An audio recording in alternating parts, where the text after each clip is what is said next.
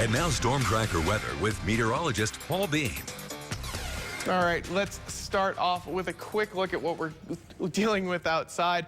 The sun might not be up just yet, but you can tell that those skies are going to be clear. This is Idaho Falls out by I-15, and as the day moves on, the clouds may come and go, but for the most part, we're seeing that sun and those temperatures continuing to warm up. Temperatures right now are a little high for what you would expect for this time in the morning, especially the last couple weeks. 39 in Pocatello, 40 in Blackfoot and American Falls, and for the most part, those mid-30s do make their way all the way down the Snake River Plain. Now, before we were seeing those highs at those levels, but the sun hasn't even come up yet, and we're already reaching those 40s. Storm tracker in the area. For the most part, Island Park, only place that's seeing some snow showers, and all of that's not even hitting the ground.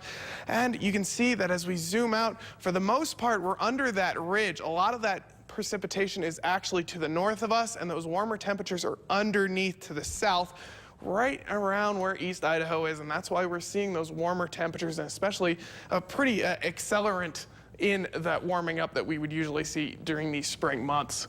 This afternoon for those highs, once again seeing those mid-60s, 64 in Pocatello, 63 in Blackfoot, and it gets a little colder in the Wyoming area, but even the mid-40s you can't really complain about after those brutal winter months that we've been seeing. As we move to those 7-day forecasts, for the most part, like I said, a lot of sun and those warmer temperatures, although on Thursday you do see that rain start to move in, and it doesn't stick around for long. For your St. Patrick's Day Friday, it does clear back out to partly cloudy, and then we do see a little bit of rain once again move in on the weekend. Idaho Falls, same basic profile, but a little bit more clouds today.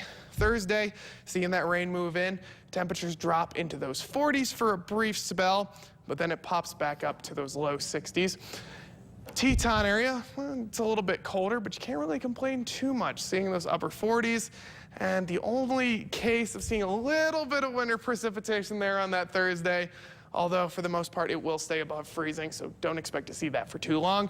And then that rain takes over into next weekend. However, it does stay on the warm side. And then finally for the Central Mountains, it starts with those clouds, and you get a little bit of early precipitation there on Wednesday, but we do clear out for that St. Patrick's Day on Friday. And then we see that rain all the way through next weekend into Monday.